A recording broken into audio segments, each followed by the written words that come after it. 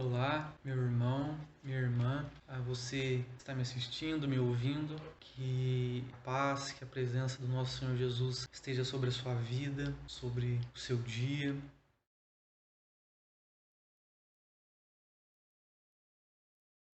Gostaria de compartilhar com os irmãos uma breve mensagem, uma reflexão nesse dia. Pode ser encontrada no livro de Gênesis, capítulo 4, uma história até então bastante conhecida pela maioria das pessoas, que vai dizer a respeito do nascimento de Caim, de Abel, filhos de Adão e de Eva, primeiro casal. E vai dizer a história então que esses dois irmãos, eles trazem ofertas ao Senhor, cada um de uma forma, mas é importante a gente entender um pouco sobre cada um. A palavra vai dizer que Caim, sendo primogênito, um lavrador, agricultor, ele oferece ao Senhor algum fruto da terra. Já Abel, seu irmão, sendo pastor de ovelhas, ele vem oferecer ao Senhor das primícias do seu rebanho, uma oferta ao Senhor. E não só das primícias, mas também a gordura do seu rebanho, das ovelhas do seu rebanho, ele oferece também a Deus. E a palavra usada aqui, no sentido original, literal, hebraico, é justamente primogênito. Ele escolhe o primeiro das suas ovelhas, do seu rebanho, para oferecer então a Deus. E isso faz com que o Senhor se alegre mais da oferta de Abel do que Caim, fazendo então com que o semblante de Caim se caísse. E ele então é motivado pelo um ódio, por uma raiva, um sentimento maligno no seu coração. Esse sentimento faz com que ele tire a própria vida de seu irmão, sendo então o primeiro homicídio relatado na Bíblia. E o Senhor então questiona Caim pelo fato dele permitir que esse sentimento faccioso, maligno, tomasse conta do seu coração, fizesse com que o pecado agisse na sua vida, ele permitindo esse sentimento, fazendo com que ele então matasse seu irmão. E após esse episódio, Deus então faz um pacto com Caim, fazendo com que ninguém permitisse que alguém matasse ele, que ele seria então um fugitivo na terra, onde a presença do Senhor se afastaria dele. E é interessante ver a forma como o pecado então tem seus efeitos na vida da pessoa, né?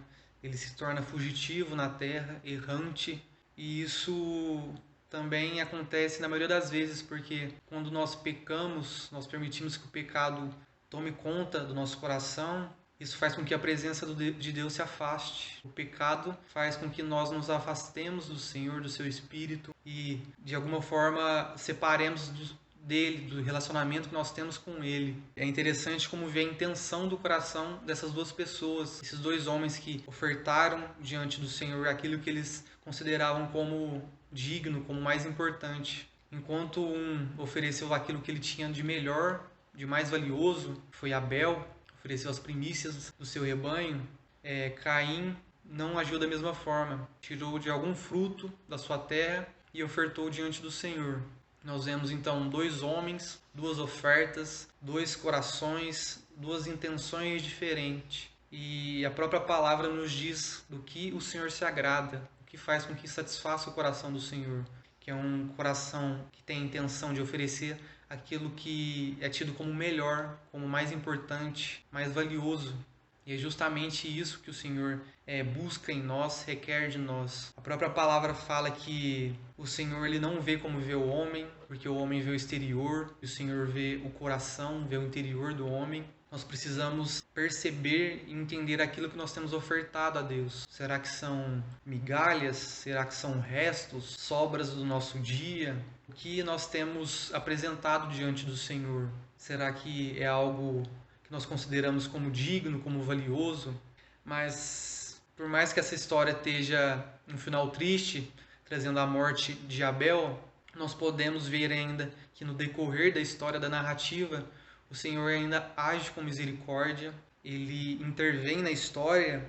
Logo no final desse capítulo 4, nos versos 25, vai dizer que o próprio Adão tornou a conhecer a sua esposa, né, Eva, e tiveram outro filho, que foi chamado então Sete, que deu lugar então à semente de Abel.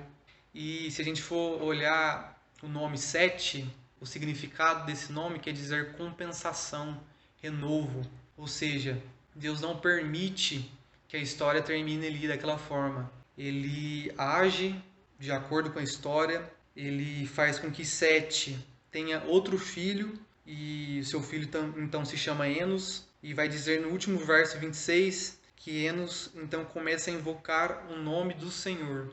Por mais que aos olhos humanos, após a morte de Abel, a história tivesse terminado, a semente de Eva, aquela que traria o renovo, a esperança para o povo, apesar dos olhares, tivesse então um fim trágico, onde o mal prevaleceria. Deus então entra com sua providência, faz com que nasça um novo filho, uma nova semente, semente essa então que buscaria ao Senhor, que daria continuidade à missão que era de Abel, agora então através de Sete, de seu filho Enos, onde então essa família começa novamente a buscar ao Senhor, buscar a presença de Deus, a invocar o seu nome.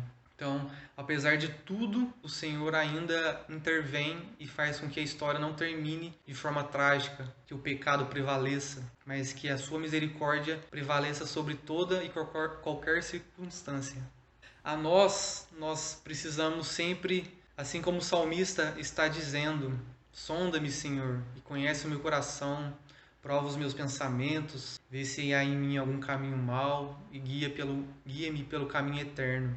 Porque nós sabemos que nosso coração ele é mau, o pecado sempre está batendo à porta, então que a gente venha sempre estar pedindo para que o Senhor venha endireitar as nossas veredas, olhar para o nosso interior, para o nosso coração e ver se há algo mal, algo que não lhe agrade, que o Senhor venha sempre trazer direção às nossas vidas, aos nossos corações, que a intenção do nosso coração seja agradável diante do Senhor.